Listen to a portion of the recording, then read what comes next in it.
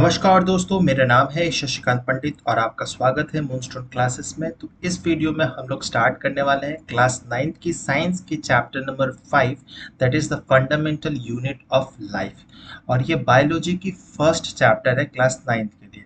Biology में specially class 9 की बात की जाए तो 4 जो है वो केमिस्ट्री का चैप्टर्स हैं, फिर 5 आ जाते हैं फिजिक्स के एंड 3 आ जाते हैं बायोलॉजी का। तो बायोलॉजी का जो कंटेंट है वो काफ़ी कम है क्लास 9th के लिए, सीबीएसई वालों के लिए। ठीक है, तो हम लोग पहला चैप्टर आ जाएंगे बायोलॉजी का और पूरे साइंस का ये चैप्टर नंबर 5 है, the fundamental unit of life. ये चैप्टर को हम लोग दो अलग अलग पार्ट्स में डिस्कस करेंगे। तो ये पहला पार्ट है। सेकंड पार्ट में भी हम लोग बहुत कुछ डिस्कस करेंगे, आपको एंड में पता चल जाएगा क्या क्या हम लोग डिस्कस करने वाले हैं। ठीक है, तो इस वीडियो को अंत तक जरूर देखिएगा और अगर वीडियो पसंद आए तो लाइक शेयर सब्सक्राइब जरूर कीजिएगा। तो चलिए स्टार्ट करते हैं। जैसे ही चैप्टर का नाम से आपको समझ आ रहा होगा, the fundamental unit of life, ये आपने जूनियर क्लासेस में कभी ना कभी पढ़ा ही होगा। क्या, तो इसको क्या कहते हैं the fundamental unit of life? तो बेसिकली हम लोग the fundamental unit of life को कहते हैं सेल्स, है ना। तो हम लोग जितने भी लिविंग क्रिएचर्स हैं, चाहे वो छोटे बैक्टीरिया हो, कीड़े मकोड़े हो, बड़े जानवर हो, हाथी हो, वेल हो, कुछ भी हो, वो सारे ही लिविंग क्रिएचर सेल से बने होते हैं। बिलियंस ऑफ सेल से हम लोग बने होते हैं। ठीक है, तो हम लोग बेसिकली सेल्स के बारे में ही पढ़ेंगे। सेल्स क्या होता है, सेल्स इतना इंपॉर्टेंट क्यों है, सेल्स में क्या क्या मेन कंपोनेंट्स हैं। सेल वॉल हो गया, न्यूक्लियस, फिर साइटोप्लाज्म, फिर सेल वॉल, है ना, एंड उसके साथ साथ सेल ऑर्गेनल्स। ठीक है, वो सब कुछ हम लोग इस वीडियो में डिस्कस करेंगे। तो ठीक है, आपको इतना कुछ बेसिक तो नॉलेज पता चल ही गया होगा। तो अब देख लेते हैं सेल डिस्कवर्ड किसने किया था। तो cell was discovered in 1665 by an English scientist, उनका नाम था रॉबर्ट हुक। तो ये साइंटिस्ट के नाम भी बहुत इंपॉर्टेंट रहते हैं, एमसीक्यू में भी दिया जा सकता है या फिर 1 मार्क्स क्वेश्चंस में से पूछे जा सकते हैं कि किसने डिस्कवर किए थे एंड वो कैसे डिस्कवर हुआ था। तो वो एक ऑब्जर्व कर रहे थे थिन स्लाइस ऑफ कॉर्क। अब कॉर्क क्या होता है? तो कॉर्क बेसिकली आप ये हायर क्लास के बॉटनी वाले सेक्शन में पढ़ेंगे, स्पेशली क्लास 11th में, जिसमें जो बार्क ऑफ द ट्री होता है, जो पेड़ की छाल होती है, उसके अंदर में एक लेयर होती है, उसको कॉर्क कहते हैं ना, उसको कॉर्क कैम्बियम कहते हैं बेसिकली। उस लेयर को जब वो स्टडी कर रहे थे और वो एक बहुत primitive type of microscope basically use कर रहे थे, क्योंकि उस एज में तो एडवांस्ड कुछ माइक्रोस्कोप नहीं आता। तो जब वो स्टडी कर रहे थे तब उन्होंने देखा कि जो कॉर्क का सेल्स है, कॉर्क जो बना हुआ है कुछ सेल से बने हुए हैं, कुछ हनी कॉम्प्लेक्स स्ट्रक्चर से बना हुआ है, कुछ मान लेते हैं ऐसे ऐसे करके हनी कॉम्प्लेक्स ऐसे स्ट्रक्चर से बने हुए थे सेल्स। ठीक है, तो ऐसे एक सिंगल सिंगल को उन्होंने नाम दिया व्हाट, सिंगल सिंगल को इन्होंने नाम दिया सेल्स। ठीक है, तो लैटिन में सेल्स का मतलब होता है बेसिकली अ लिटिल रूम, एक छोटा सा घर। ठीक है, तो ड्यूरिंग ये examination in notice that cork was made of several tiny pores और सेल्स। ठीक है, और इसका लैटिन अनुवाद जो होता है सेल्स का वो होता है अ लिटिल रूम। तो बेसिकली ये सिंगल सिंगल जो है इसको बेसिकली सेल्स कहा जाता है, सेल। ठीक है, और बहुत सारे सेल्स मिलाकर बनते हैं टिश्यूज, टिश्यूज से बनते हैं ऑर्गन्स, ऑर्गन से बनते हैं ऑर्गन सिस्टम, ऑर्गन सिस्टम से बनता है ऑर्गेनिज्म। ये तो बेसिक चीजें आपने जूनियर क्लासेस में पढ़े ही होंगे। ठीक है, तो ये तो पता चल गया कि सेल कैसे डिस्कवर्ड हुआ था, किसने डिस्कवर किया था। अब what are the living organism made up of? ठीक है, तो ये देख सकते हैं, ये थोड़ा एडवांस्ड लेवल ऑफ माइक्रोस्कोप है जिसको हम लोग कंपाउंड माइक्रोस्कोप कहते हैं बेसिकली। ठीक है, तो यहाँ पर कुछ भी चीज हमें ऑब्जर्व करना होगा तो हम लोग यहाँ पर स्लाइड पे प्रिपेयर करेंगे, स्लाइड प्रिपरेशन। अगर आपके स्कूल में लैब में प्रैक्टिस करवाया जाता हो प्रैक्टिकल्स में कि स्लाइड कैसे बनाई जाती है, तो ऑब्वियसली बहुत अच्छा रहेगा, आपको प्रैक्टिकल नॉलेज मिलेगी। तो वहाँ पर या फिर बनी बनाई स्लाइड भी मिल जाती है लैब्स में, वहाँ से टीचर ऑब्जर्व भी करवाती है। जैसे कि आप देख सकते हैं ये है ऑनियन, ऑनियन पील सेल। ठीक है, तो जब हम लोग ऑनियन लेते हैं तो ऑनियन में जब भी आप, अगर आप खाए हुए भी हैं तो उसमें एक वाइट कलर का बहुत पतला सा एक ट्रांसपेरेंट लेयर रहता है। ठीक है, उसी को ऑनियन पील कहा जाता है बेसिकली।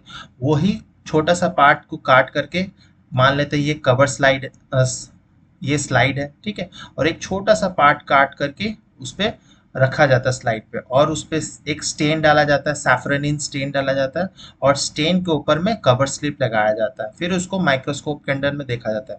पहले 10x पे देखा जाता है, फिर मैग्निफिकेशन बढ़ाया जाता है 10x के बाद में 40x, फिर जैसे जैसे माइक्रोस्कोप का पावर हो इवन 100x का भी होता है, उससे ज़्यादा भी होता है। ठीक है, तो उसको अगर देखेंगे तो ऑनियन पील को अगर माइक्रोस्कोप में देखेंगे कुछ ऐसा मिलेगा। ठीक है, ऐसा हनीकॉम्ब लाइक स्ट्रक्चर मिलेगा, और इसको जूम करेंगे तो जो एपिडर्मल सेल ऑफ ऑनियन पील में आपको इस तरह से स्ट्रक्चर मिलेंगे, कुछ क्यूबॉइडल शेप के टाइप ऑफ सेल्स होंगे। और उसमें बेसिकली क्या है, डार्क डार्क रीजन आपको स्पॉट मिल जा रहा होगा। इस फोटो में देख सकते हो ये डार्क डार्क रीजन, यही जो डार्क डार्क रीजन है वो बाकी सेल्स के एरिया से अलग है। हम उसको पढ़ेंगे कि वो बेसिकली है क्या, तो उसको हम लोग बेसिकली न्यूक्लियस कहते हैं। तो कोई भी सेल का जो ब्रेन होता है उसको ही न्यूक्लियस कहा जाता है। तो ये अनियन सेल है, अगर प्रैक्टिकल आपके स्कूल में कराया जाएगा तो बहुत अच्छी बात है। ठीक है, एंड दूसरा आप देख सकते हैं चिक सेल्स का। ठीक है, तो हमारे जो चिक्स के अंदर गालों के अंदर में होते हैं, वहां से भी आप स्वाब निकाल कर उसको अगर देखना चाहें तो आप आराम से देख सकते हैं स्टेन करके, और आपको कुछ इस तरह से सेल मिलेंगे। तो आप ये दोनों ही सेल्स का अगर अंडर माइक्रोस्कोप में देखेंगे तो दोनों का देख सकते हैं स्ट्रक्चर मोरलेस डिफरेंट है ना। आप बोल सकते हैं कलर अलग है, नहीं, कलर का यहाँ पर कोई फर्क नहीं है, क्योंकि यहाँ पर जो स्टेन किया गया है वो अलग स्टेन यूज किया गया। यहाँ पर सैफ्रनिन यूज किया होगा, क्या पता यहाँ पर मिथाइल ऑरेंज या कुछ भी यूज अलग स्टेन यूज किया होगा, इसलिए ब्लू कलर आ रहा है, इधर पिंक आ रहा है। ठीक है, तो कलर का उतना इंपॉर्टेंस नहीं है फिलहाल, लेकिन देख सकते हैं इस सेल का जो चिक सेल का शेप है, ठीक है, वो कुछ हद तक सर्कुलर शेप में है, और ये जो है क्यूबॉइडल या फिर आप कह सकते हैं रेक्टेंगुलर शेप में सेल्स है। ठीक है, और न्यूक्लियस इसमें भी प्रेजेंट है, इसमें भी प्रेजेंट है, और साथ ही साथ में थोड़ा बहुत जो कॉम्पोजिशन है सेल के वो अलग अलग आपको दिखने मिल जाएंगे। ठीक है, तो ऑनियन पील जो सेल है वो बेसिकली क्या है, वो प्लांट का सेल है, और चिक सेल क्या है, वो एनिमल का सेल है ना। तो दोनों में डिफरेंसेस तो आएंगे, तो वो चीज भी हम लोग पढ़ेंगे, एनिमल सेल प्लांट सेल, जैसे जैसे आप पढ़ते जाएंगे वो सब कुछ आपको क्लैरिफाई होते जाएगा। ठीक है, तो ये आपको बेसिक चीजें समझ आ गई होगी उम्मीद करता हूँ। नेक्स्ट हम लोग समझेंगे कुछ बेसिक बेसिक बातें कि सेल्स तो फर्स्ट किसने डिस्कवर किया था ये तो पता ही है, रॉबर्ट हुक बता दिया। फिर लिवेन हुक, इनका पूरा नाम था एंटोन वॉन लिवेन हुक। ठीक है, एंटोन वॉन लिवेन हुक, आप लिवेन हुक भी लिखेंगे तो चलेगा। With the improved microscope discovered free living cells, तो इन्होंने बैक्टीरियल सेल्स का पहली बार डिस्कवर किया था जब माइक्रोस्कोप थोड़ा बहुत इम्प्रूव हुआ था। ठीक है, तो फर्स्ट जो पर्सन थे जो बैक्टीरियल लिविंग सेल, एक फ्री लिविंग सेल्स का डिस्कवर कौन किया था, तो एंटन लिवेनहुक। और सेल्स का किसने डिस्कवर किया था, तो रॉबर्ट हुक। दोनों का ही डिफरेंस है, बहुत स्टूडेंट कंफ्यूज हो जाते हैं, तो क्वेश्चन में बहुत ध्यान से पढ़िएगा कि किसकी बात की जा रही है, फ्री लिविंग सेल्स या पहली बार सेल्स किसने डिस्कवर किया था। फिर सेल्स के अंदर जो ब्रेन होता है सेल का, जिसको हम लोग न्यूक्लियस कहते हैं, तो न्यूक्लियस ऑफ द सेल किसने डिस्कवर किया था, तो वो रॉबर्ट ब्राउन ने डिस्कवर किया था 1831 में, लगभग 100-150 साल बाद में हुआ था जब सेल का डिस्कवरी हो चुका था। तो ये रॉबर्ट ब्राउन है, और सेल का डिस्कवरी रॉबर्ट हुक ने किया था। तो बहुत ज्यादा कंफ्यूज होंगे बच्चे इन दोनों चीज में। फिर पुरकिंजी, पुरकिंजी की क्या कॉइन किए थे, तो प्रोटोप्लाज्म कॉइन किए थे। तो प्रोटोप्लाज्म बेसिकली वो फ्लूइड सब्सटेंस है जो सेल के अंदर होता है, सेल के अंदर में जो भी फ्लूइड सब्सटेंसेस प्रेजेंट होते हैं उसको प्रोटोप्लाज्म कहा जाता है, या फिर आप अलग अलग जगह पढ़ेंगे साइटोप्लाज्म भी कहा जाता है। तो वो किसने कॉइन किया था टर्म, वो पुरकिंजी ने किया था। फिर सेल थ्योरी, सेल थ्योरी किसने दिया था और सेल थ्योरी है क्या, तो सेल थ्योरी दो, एक तो जर्मन और एक इंग्लिश साइंटिस्ट थे, इन दोनों ने मिलकर ही दिया था, स्केल्डन एंड स्क्वाबन, इन दोनों ने दिया था। और सेल थ्योरी क्या कहता है, तो all plant and animals are composed of cells and the cells is the basic unit of life. Basically cell theory में इन दोनों ने यही कहा था कि जितने भी लिविंग क्रिएचर्स है वो सब कुछ सेल से बने हुए हैं। ठीक है, और सेल जो है वो बेसिक यूनिट ऑफ लाइफ है, basic fundamental unit of life, इन दोनों ने मिलकर ही कहा था। ठीक है, तो सेल थ्योरी बहुत इंपॉर्टेंट है, क्वेश्चन पूछा जाता है कि सेल थ्योरी क्या कहता है और किसने किया था। ठीक है, फिर सेल थ्योरी को फर्दर इम्प्रूव किया गया था इसमें, ठीक है, इम्प्रोवाइज किया गया था, किसने किया था, तो विर्चॉ ने किया था, Rudolf विर्चॉ in 1855 by suggesting that all cells arises from pre-existing cells। जो नए सेल्स बनते हैं वो कहीं ना कहीं पुराने सेल से ही बनते हैं, ये सत्य है ना, क्योंकि हमारे शरीर में बिलियंस ऑफ सेल्स हैं, कोई एक सेल मर रहा है तो कोई एक सेल नया जन्म ले रहा है ना। तो जितने भी नए नए सेल्स बन रहे हैं वो प्री एग्जिस्टिंग सेल से ही बन रहा है। ठीक है, तो हमेशा सेल्स में बहुत सारे सेल्स डेड हो रहे हैं, धीरे धीरे डेड हो रहे हैं, जिसको आप देख सकते हैं जैसे हमारे स्किन पे बेसिकली, जिसको हम लोग डेड स्किन कहते हैं, तो वो बेसिकली क्या है, वो डेड सेल्स है। ठीक है, फिर हमारा जो हेयर है, फिर नाखून है, वो भी क्या है, वो डेड सेल से बेसिकली बने हुए हैं। ठीक है, तो ये सेल्स की डेथ भी होती है। ठीक है, और नया नया फॉर्मेशन भी होते रहता है, ये साइमल्टेनियसली चलते जाता है। ये आप हायर क्लासेस में ये सब समझेंगे। तो ये रुडोल्फ विर्चॉ ने इसको इम्प्रूव किया था। तो सेल थ्योरी में इन तीनों ही साइंटिस्ट का बहुत इंपॉर्टेंट कंट्रीब्यूशन था, स्केल्डन एंड स्कर्वन एंड विर्चॉ। ठीक है, रुडोल्फ विर्चॉ। फिर धीरे धीरे 20th सेंचुरी में क्या हुआ, माइक्रोस्कोप में एडवांसमेंट आया। ठीक है, सिंपल माइक्रोस्कोप से कंपाउंड माइक्रोस्कोप, और कंपाउंड से हम लोग आ गए इलेक्ट्रॉन माइक्रोस्कोप में। ठीक है, और इलेक्ट्रॉन माइक्रोस्कोप काफी ज्यादा एडवांस्ड है। इलेक्ट्रॉन माइक्रोस्कोप भी दो तरह के होते हैं, एक होता है सेम एंड दूसरा होता है टेम। ठीक है, हम लोग ऐसे ही बोलते हैं। Same means scanning electron microscope and time means transmission electron microscope. दोनों ही इलेक्ट्रॉन माइक्रोस्कोप है, ये काफी महंगे होते हैं, करोड़ों में इसके रेट होते हैं। बहुत कम ही यूनिवर्सिटीज होंगे जिनके पास ये दोनों ही अवेलेबल होती है, सेम एंड टेम। काफी एडवांस्ड इंस्टीट्यूट में ही, रिसर्च इंस्टीट्यूट में ये इसका यूज किया जाता है, और इससे बहुत बहुत डिटेलिंग हम लोग समझ सकते हैं, सारे सेल्स ऑर्गेनल सब कुछ हम लोग इस इलेक्ट्रॉन माइक्रोस्कोप से समझ सकते हैं। ये सब चीजें आपको बेसिक चीजें ये सब है, क्लास 9 के लिए इतना काफी है। आप हायर क्लासेस में इसके एडवांस आप लोग पढ़ेंगे। ठीक है, इतना तो समझ आ ही गया होगा। नेक्स्ट हम लोग मूव करेंगे classification of organism based on sale composition. ठीक है, सेल कंपोजिशन के बेसिस पर हम लोग किस तरह से ऑर्गेनिज्म को क्लासिफाई कर सकते हैं। तो बेसिकली दो ही तरह से हम लोग क्लासिफाई कर सकते हैं। एक ऑर्गेनिज्म होते हैं जिनको हम लोग यूनिसेलुलर कहते हैं, और दूसरा मल्टीसेलुलर। यूनिसेलुलर यानी जो सिर्फ सिर्फ एक ही सेल से बना हुआ है। ठीक है, एक ही सेल में सब कुछ उसका हो जाता है। ठीक है, सिंगल सेल में constitute the whole organism. Examples कौन कौन से हैं, तो एमोएबा, क्लाइमाडोमोनस, पैरामीशियम एंड बहुत सारे और भी बैक्टीरिया, ब्लू ग्रीन एल्गीज, ये सब कुछ आ जाता है बेसिकली यूनिसेल्युलर ऑर्गेनिज्म में, सिर्फ एक ही सेल है। ठीक है, लेकिन ये इनका जो परसेंटेज है वर्ल्ड में देखा जाए तो बहुत कम है। ठीक है, बहुत कम है। लेकिन मैक्सिमम जो चीजें हैं वो क्या है, मल्टी सेलुलर है, एक से ज्यादा सेल से बने हुए। ठीक है, उनको हम लोग मल्टी सेलुलर ऑर्गेनिजम्स कहते हैं। बहुत सारे फंजाई, प्लांट्स, एनिमल्स, ये सब क्या है, ये अलग अलग मल्टी सेल से बने हुए हैं। ठीक है, अब देख सकते हैं ह्यूमन बॉडी में देखा जाए तो बहुत अलग अलग टाइप ऑफ सेल्स आपको यहीं पर दिख जाएगा। ठीक है, ये ह्यूमन बॉडी में ही आपको मिल जाएंगे।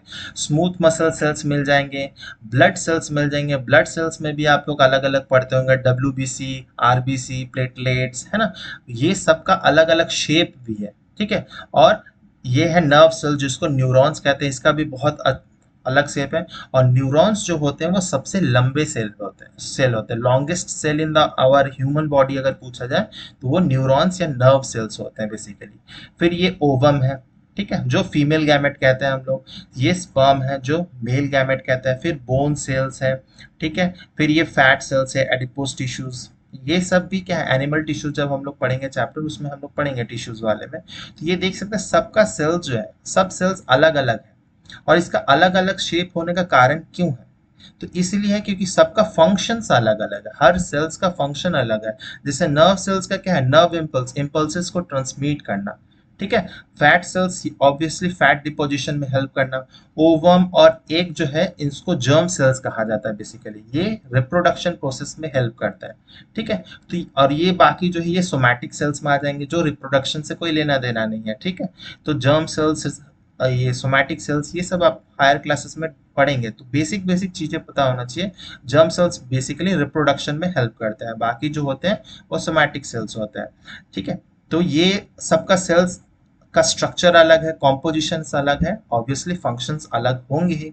ठीक है, तो ये आपको समझ आ गया होगा, classification of organism based on sale composition, very important है, ये सारे पता होना चाहिए। ठीक है, नेक्स्ट हम लोग मूव करेंगे कि cell as a structural and functional unit of life. ये क्वेश्चन में भी पूछा जाता है बहुत बार कि why cell is called the structural and functional unit of life. ठीक है। तो सेल थ्योरी में हम लोग ने पढ़ा है कि हर लिविंग और क्रिएचर जो है वो सेल से बने हुए होते हैं, ठीक है। जब हम लोग का डेथ हो जाती है कोई भी लिविंग क्रिएचर की, तो सेल की भी डेथ पूरी तरह से हो जाती है, ठीक है। तो सेल इज द बेसिक, ठीक है। जैसे हम लोग पढ़ते हैं केमिस्ट्री में कि एटम्स होते हैं, है ना। फिर एटम्स भी और भी डिविजिबल होते हैं, तो इलेक्ट्रॉन्स, प्रोटॉन, न्यूट्रॉन्स उनसे बने होते हैं। तो उसी तरह से सेल्स जो है वो बेसिक स्ट्रक्चर ऑफ ऑर्गेनिज्म है, एंड बहुत सारे कलेक्शन ऑफ सिमिलर सेल्स, बहुत इंपॉर्टेंट है, collection of similar cells that perform an organized function form a tissue, ठीक है। एक पर्टिकुलर फंक्शन परफॉर्म करते हैं तो उनको हम लोग कहते हैं टिश्यूज, ठीक है। फिर each tissue serves as a purpose and can be combined with other tissues to form an organs, ठीक है। तो यही चीज है मैं बता रहा था, सेल्स, बहुत सारे सेल्स मिलाकर क्या बनाएंगे, टिश्यूज बनाएंगे, ठीक है। फिर टिश्यूज से क्या बनाएंगे, ऑर्गन्स बनाएंगे, ठीक है। ऑर्गन से क्या बनाएंगे, ऑर्गन सिस्टम बनाएंगे, ठीक है। फिर ऑर्गन सिस्टम से क्या होगा, ऑर्गेनिज्म होगा, ठीक है, एक पर्टिकुलर ऑर्गेनिज्म। तो इस तरह से हायरार्की है बेसिकली, बहुत सारे सेल्स, सिमिलर सेल्स कंबाइन होके वो एक टिश्यू बनाएंगे, फिर टिश्यू कंबाइन होके एक पर्टिकुलर वो ऑर्गन्स बनाएंगे, ऑर्गन सिस्टम से पूरा एक ऑर्गेनिज्म बन जाएगा, ठीक है। तो हर सेल्स का क्या है, बहुत बहुत इंपॉर्टेंट जो फंक्शंस है, प्रोसेसेस है, जैसे कि मेटाबॉलिज्म हो गया, ग्रोथ, रिपेयर, रिप्रोडक्शन में, इन सब के लिए सब सेल्स का काम करना जरूरी है, ठीक है। हर सेल का अलग अलग फंक्शन है, ये हम लोग ने इसमें देख ही चुके हैं, सब सेल्स का अलग अलग फंक्शंस है। उसी तरह से जैसे ब्लड सेल्स में होता है WBC, ठीक है, उनका काम होता है बेसिकली सेल्स को किल करना, ठीक है। तो फैगोसाइटोसिस, ठीक है, कोई भी अगर फॉरेन पार्टिकल आता है तो वो किल कर देता है, तो उसका वो फंक्शन है। आरबीसी जो है वो बेसिकली क्या है, रेड ब्लड सेल्स, वो एक रेस्पिरेटरी पिगमेंट है, वो ऑक्सीजन को कैरी करता है, वेस्ट को कैरी करता है ना, तो वो ट्रांसपोर्टेशन में हेल्प कर रहा है, ठीक है। तो ये सब सेल्स का, बोन सेल्स का अलग फंक्शन है, स्पर्म्स के अलग है, ओवम के अलग है, फैट सेल्स के अलग है, सबका सेल का अलग अलग फंक्शनिंग है, क्योंकि कॉम्पोजिशन अलग अलग है ना, तो फंक्शनिंग भी अलग होंगे, शेप भी अलग होगा, ठीक है। अब हम लोग आ जाते हैं टाइप्स ऑफ सेल्स, ठीक है। तो किस तरह से कैसा भी हो, ठीक है। तो basically regardless of any complexity as well as any type of organism, cells are mainly divided into two categories, दो मेजर कैटेगरीज में सेल्स को डिवाइड किया गया है। एक होता है प्रोकैरियोटिक और एक होता है यूकैरियोटिक। प्रोकैरियोटिक, ठीक है, इसके पास में न्यूक्लियस नहीं होता है, न्यूक्लियस के एब्सेंट होता है, ठीक है। तो cells in which true nucleus is absent are called basically prokaryotic, इसके पास है ही नहीं, न्यूक्लियस ही प्रेजेंट नहीं है। और साथ ही साथ they also do not contain any membrane bound organelles, and they are mostly unicellular organisms ही होते हैं, bacteria, blue green algae, amoeba, chlamydomonas, parameciums, इन सब के बारे में हम लोग ने जाना है, ठीक है। तो बहुत बड़े डिफरेंसेस आते हैं प्रोकैरियोटिक और यूकैरियोटिक में, तो कुछ यहाँ पर पॉइंट्स आपको देख लेने हैं। इनका जो स्ट्रक्चर होता है काफ़ी ज़्यादा बहुत कॉम्प्लेक्स नहीं होता, सिंपल होता है। इनका साइज भी जो होता है काफ़ी स्मॉलर इन साइज होता है, ठीक है। इनके पास में कोई न्यूक्लियस प्रेजेंट नहीं होता है, इनमें क्या होता है, न्यूक्लियस स्प्रेड आउट होता है, ठीक है। और उसको, उस रीजन को बेसिकली जो न्यूक्लियर मटेरियल प्रेजेंट भी होता है उसको कहते हैं बेसिकली न्यूक्लियोइड, ठीक है, न्यूक्लियोइड। फिर cell wall is made up of peptidoglycan, ठीक है। Ribosome are small in size, इसमें जो राइबोसोम्स होते हैं वो बेसिकली 70s टाइप के होते हैं। They do not have any cell membrane, कोई भी मेम्ब्रेन बाउंड ऑर्गेनल्स नहीं होते हैं, मोस्टली ये लोग यूनिसेलुलर होते हैं। तो ये 5-6 फंक्शंस आपको पता होना चाहिए। ये जो स्ट्रक्चर है ये इतना ज़्यादा इम्पॉर्टेंट नहीं है बनाने, डायग्राम अभी फिलहाल क्लास 9th में नहीं दिया जाएगा, लेकिन हाँ बाई चांस लेबलिंग में दिया जा सकता है, तो ये स्कूल टू स्कूल डिपेंड करता है, ठीक है, क्योंकि पर्टिकुलर क्लास 9 के लिए तो बोर्ड एग्जाम्स होते नहीं है, तो स्कूल टू स्कूल वेरी कर सकता है। तो आपको लेबलिंग आना चाहिए, ठीक है, लेकिन ड्रॉ करना अगर आप कर सकते हैं प्रैक्टिस के लिए तो कर सकते हैं, लेकिन ये मेन पॉइंट्स आपको बेसिकली याद रखना है, ठीक है। फिर यूकैरियोटिक मतलब जिसमें एक ट्रू न्यूक्लियस प्रेजेंट होता है, यूकैरियोटिक, कैरियोटिक समझ गए, जिसमें ट्रू न्यूक्लियस प्रेजेंट होते हैं वैसे ऑर्गेनिजम्स यूकैरियोटिक ऑर्गेनिजम्स होते हैं। तो क्या ह्यूमन बीइंग यूकैरियोटिक है या प्रोकैरियोटिक? ऑब्वियसली हम लोग मल्टी सेलुलर है, और मल्टी सेलुलर ऑर्गेनिज्म कभी भी प्रोकैरियोटिक नहीं होंगे, ठीक है। तो We are also eukaryotic. These are complete cells that contain a nucleus, mitochondria and another membrane bound organelles. बहुत तरह के membrane bound organelles present होते हैं. They are always multicellular. Animals, plant, fungi ये सब में मिलेगा. तो functions इनके भी देख लेते हैं. तो इनका जो structure होता है काफी ज़्यादा कॉम्प्लेक्स होता है इन कंपैरिजन टू प्रोकैरियोट्स. उनमें प्रोमिनेंट न्यूक्लियस प्रेजेंट होता है, लार्जर साइज होता है. Cell wall is made up of cellulose और काइटिन. ठीक है, वहां पर पेप्टाइडोग्लाइकेन थे, यहाँ पर सेल्यूलोज और काइटिन का होता है. राइबोसोम होते हैं यहाँ पर लार्जर इन साइज होते हैं. यहाँ पर जो होता है 80s टाइप का होता है. प्रोकैरियोट्स में 70s टाइप होता है, यहाँ पर 80s होता है. और 80s जो होता है वो 50s और 30s से मिलकर बनता है. ठीक है, ये आप पढ़ेंगे हायर क्लासेस में. फिर have a cell membrane bound organelles होंगे. और मोस्टली ये लोग जो होते हैं वो मल्टी सेलुलर ही होते हैं. ठीक है, तो ये सारे फंक्शंस आपको पता हो जाने. देख सकते हैं यहाँ ये वाला जो रीजन है ये यहाँ पर न्यूक्लियस है. ठीक है, और बाकी सब माइटोकॉन्ड्रिया, प्लाज्मा मेम्ब्रेन ये सब कुछ आपको मिल जाएगा. ठीक है, तो ये बहुत बहुत इंपॉर्टेंट चीज़ें हैं. यहाँ तक आपको क्लैरिटी आ जानी चाहिए. ये बेसिक चीज़ें हैं, अगर नहीं आई है दोबारा से वीडियो देखिए फिर आगे मूव कीजिए. हम लोग अब बेसिकली आ जाएंगे structure of cells. Cells basically बने किससे हुए. ठीक है, अब सेल्स किससे बने हुए, सेल के कंपोनेंट क्या क्या है वही हम लोग डिस्कस करने वाले हैं फर्दर. तो स्ट्रक्चर ऑफ सेल जो है चाहे वो प्रोकैरियोटिक हो या यूकैरियोटिक, कुछ कॉमन चीजें से ही मिलकर बने होते हैं. ठीक है, तो वो सारे इंपॉर्टेंट चीजें क्या है, सेल जो है वो चार मेन कंपोनेंट से बने होते हैं. एक तो होता है cell wall and cell membrane. Basically दोनों ही अलग चीजें हैं. बहुत स्टूडेंट कंफ्यूज होते हैं कि cell wall and cell membrane are different, but cell wall cell membrane are different. Cell membrane को भी बहुत बार कहा जाता है प्लाज्मा मेम्ब्रेन. ठीक है, तो दोनों ही, ये दोनों तो सेम है लेकिन सेल वॉल टोटली डिफरेंट है. सेल वॉल जो होता है हम बता देते हैं कि cell wall basically plant cell में प्रेजेंट होते हैं. एनिमल्स में सेल वॉल प्रेजेंट नहीं होता है.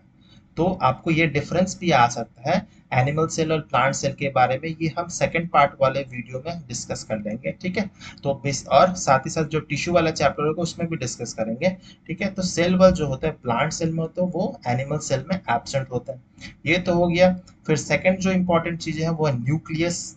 ठीक है, तीसरा जो चीज है वो साइटोप्लाज्म. एंड फोर्थ है सेल ऑर्गेनल्स, अलग अलग सेल ऑर्गेनल्स. अब हम लोग एक एक करके सबको डिस्कस कर लेते हैं. तो सबसे पहला हमें डिस्कस करना है वो है सेल मेम्ब्रेन. ठीक है, तो सेल मेम्ब्रेन या फिर प्लाज्मा मेम्ब्रेन, तो it is a biological membrane that separate a cell content from its outside surrounding और एक्सटर्नल एनवायरनमेंट. तो ये सबसे आउटर मोस्ट लेयर होता है. मान लेते हैं एक सेल होता है, इसका आउटर मोस्ट लेयर, इसके अंदर में बहुत कुछ है. ठीक है, तो ये सेल है. ठीक है, तो ये जो आउटर मोस्ट लेयर है जो आउटसाइड एनवायरनमेंट से प्रोटेक्ट करके रखता है उसी को हम लोग सेल मेम्ब्रेन बेसिकली कहते हैं. ठीक है, सेल मेम्ब्रेन के अंदर में एक छोटा सा एक लेयर होता है बेसिकली, उसको हम लोग बेसिकली उसके अंदर में जो होता है उसको प्लाज्मा मेम्ब्रेन कहते हैं. ये कभी कभी क्या होता है, बहुत सारे ऐसा ऑर्गेनिज्म में ये cell membrane and plasma membrane single ही होता है. ठीक है, तो इसीलिए बहुत सारे बुक में आपको दोनों ही सेम मिल जाएगा. आप हायर क्लास में जाएंगे तो तब आपको समझ आएगा कि सेल मेम्ब्रेन और प्लाज्मा मेम्ब्रेन दोनों ही अलग चीज है. क्लास 9 में ऐसा लगेगा कि ये दोनों सेम चीजें हैं, लेकिन हायर क्लास में जाएंगे तो दोनों ही अलग हो जाएंगे. ठीक है, तो इतना पता होना चाहिए. और ये सब जो है ये आप higher class in the sense 11-12 में भी आप इतना नहीं डिटेल में पढ़ेंगे. आपको ज्यादातर ये कॉलेज लेवल पर ही पढ़ाया जाता है कि इसमें प्रोटीन बाई लेयर होता है, प्रोटीन एंड लिपिड का बाई लेयर होता है, बहुत सारे इसमें प्रोटीन्स अटैच्ड होते हैं, ग्लाइकोप्रोटीन्स, ये सब कुछ. ठीक है, ये हायर क्लास में पढ़ेंगे. मैं बस दिखाने के लिए दिख दिया है, ये काफी ज्यादा डिटेल में है. ठीक है, फिर प्रॉपर्टीज जो होते हैं थिन वॉल्ड होते हैं, इलास्टिक एंड सेमी परमिएबल. आपको बस याद ही करना है, समझ के याद करना है बेसिकली. तो प्रॉपर्टीज जो है सेल मेम्ब्रेन के वो है थिन वॉल्ड होते हैं, इलास्टिक काफी ज्यादा होते हैं, एंड सेमी परमिएबल होते हैं. सेमी परमिएबल है सेलेक्टिवली परमिएबल. तो बहुत बार क्वेश्चन पूछा जाता है कि why plasma membrane is called semi permeable या फिर सेलेक्टिवली परमिएबल. क्योंकि ये सब किसी को अलाउ नहीं करता. ठीक है, वो कुछ ही स्पेसिफिक चीजों को अंदर आने में या बाहर जाने में अलाउ करता है, सबको अलाउ नहीं करते. इसीलिए हम लोग प्लाज्मा मेम्ब्रेन को सेलेक्टिवली परमिएबल या सेमी परमिएबल बोलते हैं. और ये बने किससे होते हैं, तो प्रोटीन एंड लिपिड्स के. ये तो मैंने बता दिया, प्रोटीन एंड लिपिड बाइलेयर होता है. It is a living component of the cells. और सेल मेम्ब्रेन जो होता है वो लिविंग होता है, लेकिन सेल वॉल जो हम लोग पढ़ेंगे थोड़ी देर में वो डेड होता है. वो डेड सेल से बेसिकली बना होता है। तो ये प्रॉपर्टी समझ आ गया। फंक्शंस जो क्या है, तो सेल मेम्ब्रेन के फंक्शन बेसिकली है protects the content from the external environment. Obviously out external सबसे आउटर मोस्ट बाउंड्री लेयर है, तो ये प्रोटेक्ट करके रखेगा। It is semi permeable, only selective materials to flow in and out of the cell, ये भी मैंने बता दिया। तो ये आपको क्वेश्चन अगर आता है तो ये आप लिख सकते हैं। ठीक है, कुछ ही को अलाउ करता है, सबको नहीं करता है। अब दो इंपॉर्टेंट कंसेप्ट हैं, ऑस्मोसिस एंड डिफ्यूजन, इसके बारे में भी जानना बहुत इंपॉर्टेंट है। ऑब्वियसली ये आपने केमिस्ट्री में भी पढ़ा ही होगा, जब मैं मैटर इन आवर सराउंडिंग वाला चैप्टर बता रहा था, तो ये दोनों ही चीज डिस्कस किया हूँ। तो अगर आप वो वाला वीडियो नहीं देखे तो वो भी आप देख सकते हैं, और साथ ही साथ में अन्य वीडियोस भी देख सकते हैं, आपको मैथ्स के मिल जाएंगे, साइंस के मिल जाएंगे, एंड सोशल साइंस के भी सारे वीडियोस आपको अवेलेबल है। आप डिस्क्रिप्शन बॉक्स में जाके लिंक्स सारे ओपन करके देख सकते हैं। ठीक है, तो ऑस्मोसिस बेसिकली क्या है, तो ऑस्मोसिस एंड डिफ्यूजन जो है एक टाइप ऑफ एक्सचेंज प्रोसेस है। ठीक है, और ऑस्मोसिस बेसिकली होता है किसके लिए, तो ये होता है लिक्विड्स के लिए बेसिकली, एंड डिफ्यूजन जो होता है वो बेसिकली गैसेस के लिए होता है। हम लोग दोनों ही सेम ही थिंग है। ये क्या होता है, हायर कंसंट्रेशन से लोअर कंसंट्रेशन जाने के लिए। तो मान लेते हैं ये एक मेम्ब्रेन है, सेलेक्टिवली परमेबल मेम्ब्रेन। ठीक है, यहाँ पर आप एक लिक्विड है, यहाँ पर एक लिक्विड है। ठीक है, मान लेते हैं यहाँ पर कंसंट्रेशन जो है वो काफी हाई है और यहाँ पर कंसंट्रेशन लो है। तो क्या होगा, बिकॉज ऑफ हाई कंसंट्रेशन जो डिफ्यूजन या ऑस्मोसिस प्रोसेस होगा वो हायर टू लोअर कंसंट्रेशन होगा। आप लोअर टू हायर भी होता है, ठीक है, लेकिन उसमें क्या होगा, हमें एनर्जी देना पड़ेगा, और बिना एनर्जी का क्या होगा, हायर टू लोअर आराम से हो जाता है। तो the flow of water through a semi permeable membrane is referred to as osmosis. ये बेसिकली लिक्विड्स के लिए हम लोग ऑस्मोसिस टर्म यूज करते हैं।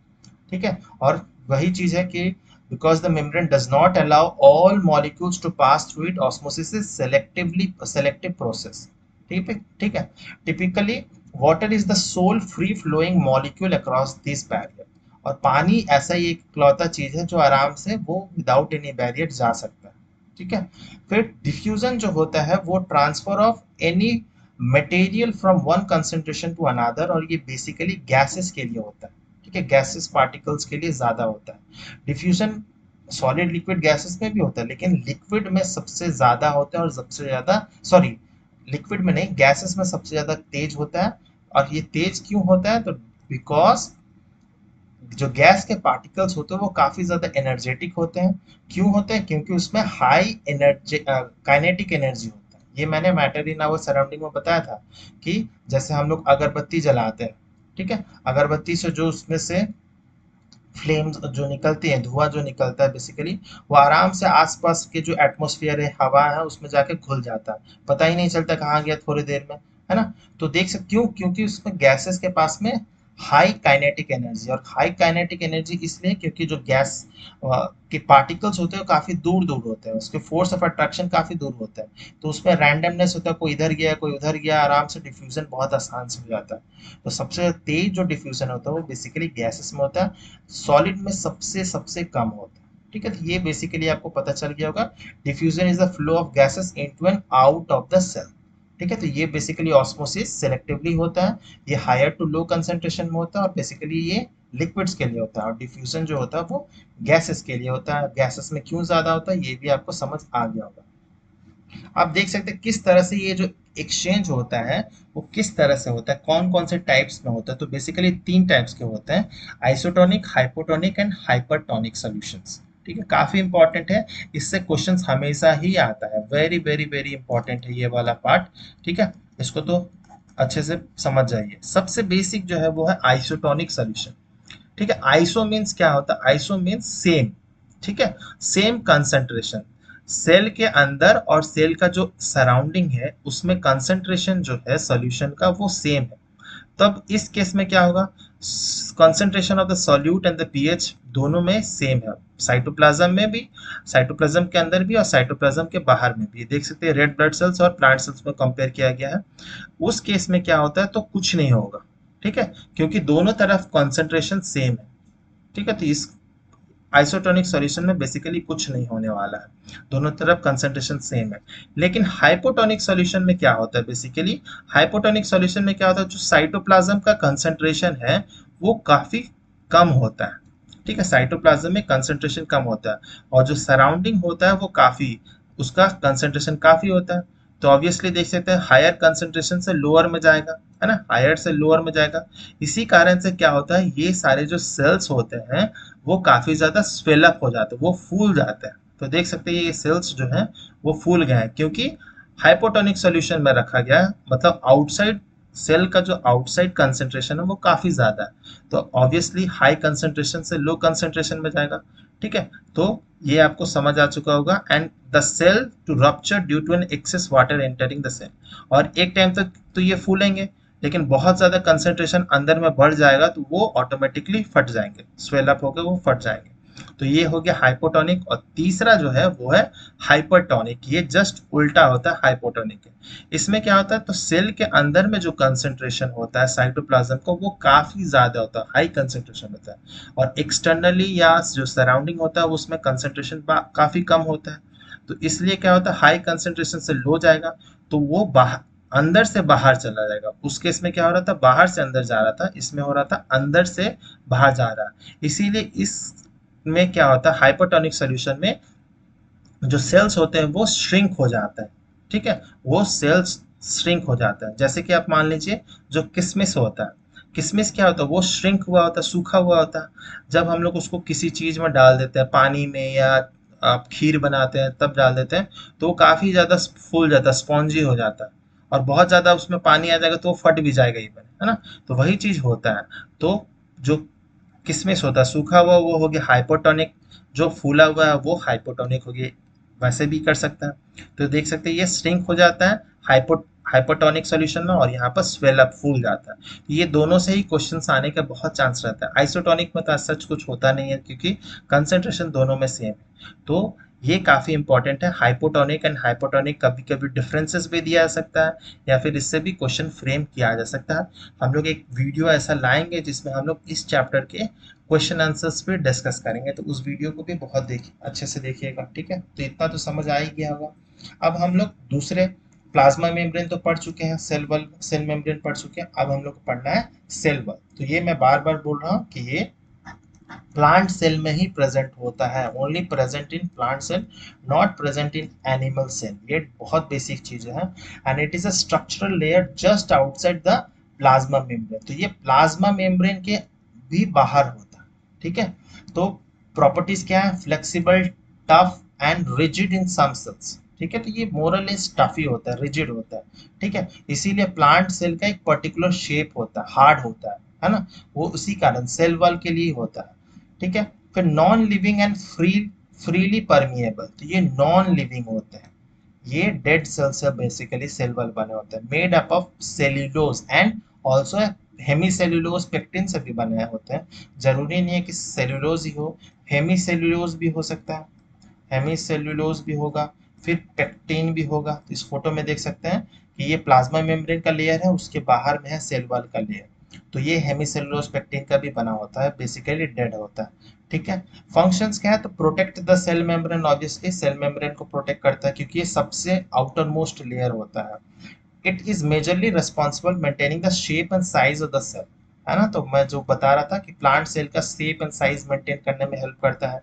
और क्योंकि प्लांट जो होते हैं वो बहुत स्टैटिक होते हैं, वो मोटाइल नहीं होते, वो मूव नहीं कर सकते, इसीलिए उसको प्रोटेक्ट करने के लिए एक एडिशनल एक लेयर लगाना पड़ता है। ठीक है, एनिमल्स क्या होता है, वो एक जगह से दूसरी जगह मूव कर सकते हैं, इवोल्यूशन में ऐसा हुआ है। इसीलिए उसमें प्लांट सेल की, एनिमल सेल में सेल वॉल की जरूरत नहीं होती। सेल वॉल से काफी ज्यादा बॉडी जो होता है वो रिजिड हो जाता है, फिक्स हो जाता है, बहुत फ्लेक्सिबिलिटी कम हो जाती है। ठीक है, तो ये फ्लेक्सिबिलिटी किसी किसी में होता है, नहीं तो मैक्सिमम चीजों में फ्लेक्सिबल नहीं होता है। ठीक है, and also prevent cell from becoming flaccid and from drying out. तो सेल वॉल से भी ये भी मतलब वो प्रोटेक्ट करके रखता है कि बहुत ज्यादा सूख ना जाए या बहुत ज्यादा फूल ना जाए, है ना। तो दोनों ही चीजों में ये हेल्प करता है। तो ये आपको समझ आ गया होगा, cell wall very very important. Next जो इंपॉर्टेंट सेल कंपोनेंट में हम लोग पढ़ेंगे वो है न्यूक्लियस, वेरी वेरी, जिसको कहा जाता है ब्रेन ऑफ द सेल, क्योंकि यहीं पर सब कुछ, जितने भी जेनेटिक मटेरियल होते हैं सेल का, ठीक है, वो यहीं पर प्रेजेंट होता है। ठीक है, तो काफी ज्यादा इंपॉर्टेंट है और ये स्ट्रक्चर भी काफी इंपॉर्टेंट है, क्योंकि एनसीईआरटी बुक में स्ट्रक्चर तो दिया नहीं है, तो डायग्राम बनाना कम ही आ सकता है, लेकिन आप पढ़ लीजिए एडवांस के लेवल के लिए। तो देख सकते हैं एक आउट, ये मेम्ब्रेन बाउंड ऑर्गेनेल है, ठीक है, जिसको न्यूक्लियर एनवेलप कहा जाता है। ठीक है, फिर न्यूक्लियर एनवेलप जो है वो पूरी तरह से कंटिन्यूअस नहीं है, वो कहीं कहीं पे पोर्स है। ठीक है, तो न्यूक्लियर पोर्स प्रेजेंट होते हैं, ठीक है, वहां से एक्सचेंज होता है, जो साइटोप्लाज्म होता है और जो न्यूक्लियस होता है उसके बीच में एक्सचेंज इस पोर से ही होता है। ठीक है, तो जो भी प्रोसेस होगा, फिर क्रोमैटिन प्रेजेंट होते हैं और वही क्रोमैटिन कंडेंस्ड होकर क्रोमोसोम्स बनाते हैं, क्रोमोसोम्स में ही जीन्स प्रेजेंट होते हैं, जो जेनेटिक मटेरियल प्रेजेंट होता है। फिर जो फ्लूइड प्रेजेंट होता है न्यूक्लियस के अंदर में, उसको न्यूक्लियोप्लाज्म कहते हैं। जिस तरह से सेल के अंदर जो फ्लूइड होता है उसको हम लोग साइटोप्लाज्म कहते हैं, और जो न्यूक्लियस के अंदर में प्रेजेंट होता है उसको हम लोग न्यूक्लियोप्लाज्म कहते हैं। और एक डेंस स्ट्रक्चर होता है बेसिकली, उसको हम लोग न्यूक्लियोलॉस कहते हैं, न्यूक्लियोलॉस। ठीक है, जेनेटिक कंटेंट सब कुछ इसी में प्रेजेंट होता है। ठीक है, डेंस होता है काफी ज्यादा। तो प्रॉपर्टीज क्या है न्यूक्लियस का, तो बेसिकली स्फेरिकल ही होते हैं, थोड़ा बहुत अलग शेप हो सकता है लेकिन मोस्टली स्फेरिकल होते हैं, और न्यूक्लियर मेम्ब्रेन से एनवेलप होता है। ठीक है, जिसको न्यूक्लियर एनवेलप भी कहा जाता है। Contains a type of protoplasm called nucleoplasm in which nucleus is suspended. ठीक है, तो ये न्यूक्लियोप्लाज्म प्रेजेंट होता है। The nucleus contains chromosomes that are made up of what proteins and specific molecules of what deoxyribonucleic acid, जिसको DNA कहा जाता है। प्रोटीन्स एंड डीएनए से बनकर ही बनता है क्रोमोसोम्स बेसिकली। ठीक है, तो क्रोमोसोम्स में ही जेनेटिक इंफॉर्मेशन सब कुछ प्रेजेंट होता है। फंक्शंस क्या है, काफी इंपॉर्टेंट है। तो regulates the cell cycle and responsible for cell divisions. अपने सेल डिवीजन के बारे में अगर थोड़ा बहुत पता होगा तो आपको पता होगा meiotic cell division and mitotic cell division. ठीक है, ये आप पढ़ेंगे, रिडक्शन डिवीजन, ये सब चीजें आप लोग हायर क्लासेस में पढ़ेंगे, बस इतना पता कर लीजिए। सेल डिवीजन बहुत ज्यादा इंपॉर्टेंट है प्रोटीन सिंथेसिस में, ग्रोथ में। तो सारे जो इंपॉर्टेंट फंक्शन है लगभग न्यूक्लियस में ही हो रहा है। Controls the metabolic activity of cellular components, controls the genetic characteristic of organism, stores hereditary material in the form of DNA। तो ये ब्रेन है, जिस तरह से ह्यूमन का जो सब कुछ कंट्रोल एंड कोऑर्डिनेशन होता है वो ब्रेन करता है, उसी तरह से पूरे सेल्स का जो कंट्रोल एंड कोऑर्डिनेशन है वो न्यूक्लियस करता है। ठीक है, तो काफी ज्यादा इंपॉर्टेंट पार्ट है, सेल कंपोनेंट होता है। फिर सेल कंपोनेंट न्यूक्लियस के बाद आ जाते हैं हम लोग साइटोप्लाज्म में। ठीक है, तो साइटोप्लाज्म देख सकते हैं कि ये एक टिपिकल सेल है मान लेते हैं। तो सबसे आउटर मोस्ट हो गया, उसको तो सेल मेम्ब्रेन कहेंगे। अगर प्लांट सेल है तब उसमें एक सेल वॉल होगा, अगर एनिमल सेल होगा तो सेल वॉल प्रेजेंट नहीं होगा। ठीक है, तो सेल मेम्ब्रेन हो गया, फिर सेल मेम्ब्रेन के बाद प्लाज्मा मेम्ब्रेन, और प्लाज्मा मेम्ब्रेन के अंदर में जो भी प्रेजेंट होता है उसको हम लोग साइटोप्लाज्म कहते हैं। जो भी फ्लूइड प्रेजेंट होता है उसको हम लोग साइटोप्लाज्म कहते हैं। ठीक है, cyto means what, cyto means cell basically, और प्लाज्म मीन्स लिक्विड जो फ्लूइड प्रेजेंट होता है। और ये देख सकते हैं न्यूक्लियस भी प्रेजेंट। ठीक है, और न्यूक्लियस के अंदर जो फ्लूइड प्रेजेंट होता है उसको न्यूक्लियोप्लाज्म कहता है। ठीक है, ये भी आपको पता चल गया होगा। ठीक है, तो cytoplasm is a thick jelly like substance that is enclosed by the cell membrane and contains all the cell organelle except the nucleus। ठीक है, तो सारे ही सेल ऑर्गेनल्स आप पढ़ेंगे, जिससे Golgi bodies, mitochondria, plastids, lysosomes, vacuole, सब कुछ क्या है साइटोप्लाज्म में ही होता है। न्यूक्लियस जो है वो न्यूक्लियोप्लाज्म में होता है, तो वो डिफरेंस है। The cytoplasm is mainly made up of salt, proteins, waters. Water ही ज्यादातर होता है, 90% तो पानी ही होता है, 70 to 90% पानी होता है। This aqueous liquid is called cytosol. ठीक है, साइटोसोल कहा जाता है। फंक्शन क्या है, it facilitates in protein synthesis and many other metabolic activities में भी ये बहुत ज्यादा हेल्प करता है, क्योंकि वो मीडियम प्रोवाइड कराता है ना, तो काफी इंपॉर्टेंट है साइटोप्लाज्म। तो ये सब कुछ आपको क्लियर हो चुका होगा। जो चौथा कंपोनेंट है जो बेसिकली हम लोग पढ़ते हैं, सेल ऑर्गेनल। ठीक है, सेल ऑर्गेनल्स, तो सेल ऑर्गेनल्स में जैसे हम लोग पढ़ते हैं गोल्गी बॉडीज, एंडोप्लाज्मिक रेटिकुलम में भी दो आ जाता है, smooth endoplasmic and rough endoplasmic reticulum, vacuoles, lysosomes जिसको सुसाइडल बैग कहते हैं, माइटोकॉन्ड्रिया जिसको power house of the cell कहते हैं, प्लास्टिड्स, क्लोरोप्लास्ट, क्रोमोप्लास्ट, ल्यूकोप्लास्ट, ये सब हम लोग पार्ट 2 में डिटेल में डिस्कस करेंगे। ठीक है, तो पार्ट 1 में जो जो डिस्कस करना था हम कर चुके हैं। अगर वीडियो अच्छा लगा है तो लाइक, शेयर एंड सब्सक्राइब जरूर कीजिएगा। एंड अगर कोई भी डाउट हो आप कमेंट सेक्शन में जरूर पूछ सकते हैं, कोई सजेशन हो तो वो भी पूछ सकते हैं। टाइमली नोटिफिकेशन पाने के लिए बेल आइकन को जरूर हिट कर दीजिएगा। मिलेंगे नेक्स्ट पार्ट में। टिल देन बाय बाय, जय हिंद।